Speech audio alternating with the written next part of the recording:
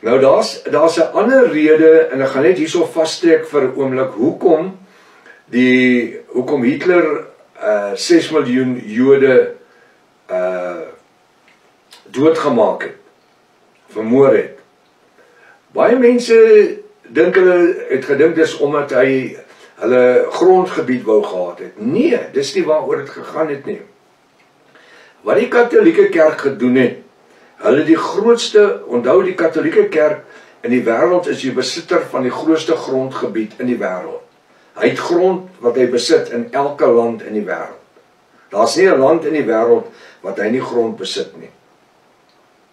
Toe wat gebeur is dat die Rooms-Katolieke Kerk wou die rykdom van die Jode bekom.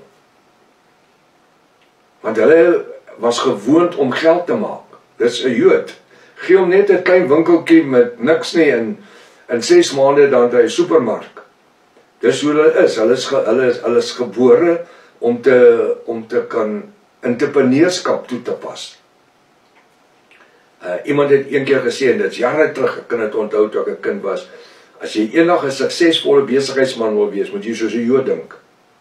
Jy moet hulle nog die terme gebruik, jy moet so stingy soos 'n Jood wees, en so slim soos 'n Jood. Nou, wat toe gebeur is, dat die Katolieke het toe grond in Europa aan Jode geskenk. Met die bedoeling dat hulle die Jode kan die grond bewerk. Maar ten enige tyd, dit sou nooit die Jode se grond word. Dit was soos 'n 100 jaar huurpak stelsel. Maar die Jode kon enige tyd hulle sekuriteit, die Rooms-Katolieke Kerk, kon enige tyd hulle waarborge oproep.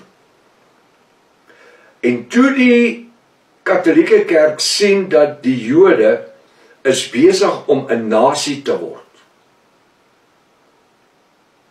En dat hulle in elke land in die wêreld ingefiltreer het. Eintlik het die Jode sukses by 100.000% geeskaleer. Ver bo die denke van enige iemand.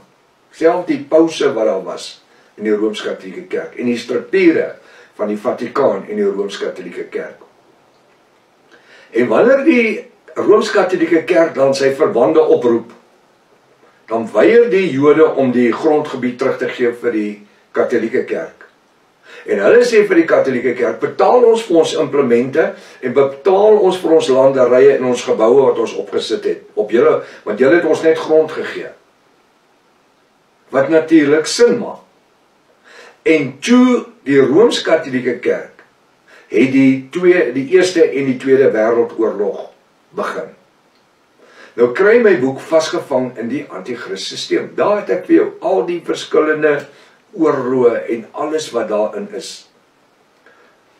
So die oomblik toe die Jode nie die grondgebied wil teruggee aan die Rooms-Katolieke Kerk nie. Toe gee hulle vir Hitler instruksies om hulle te begin doodmaak, hulle uit te roei.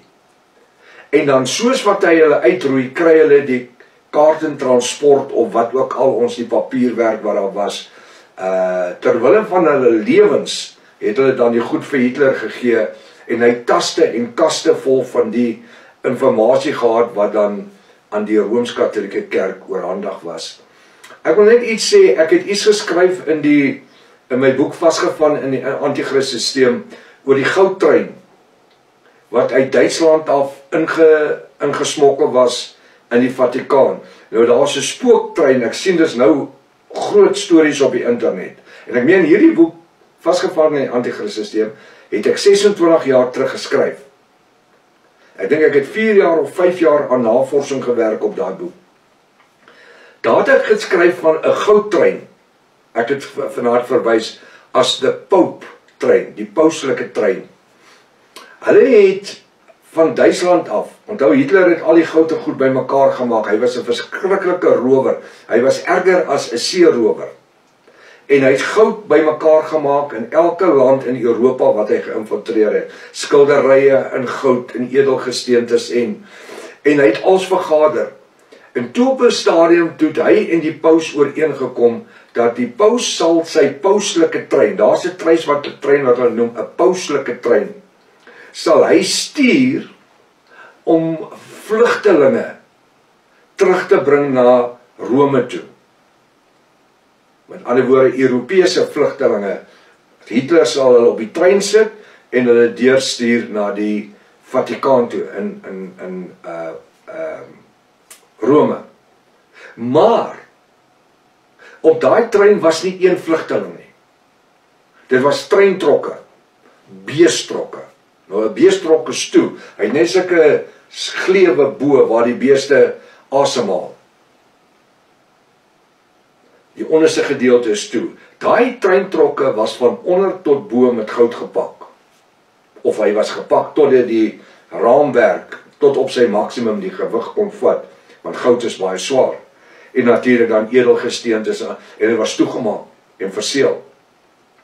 En dan het Hitler die 2 pauslike vlae voor op die trein, onthou stoomtreine.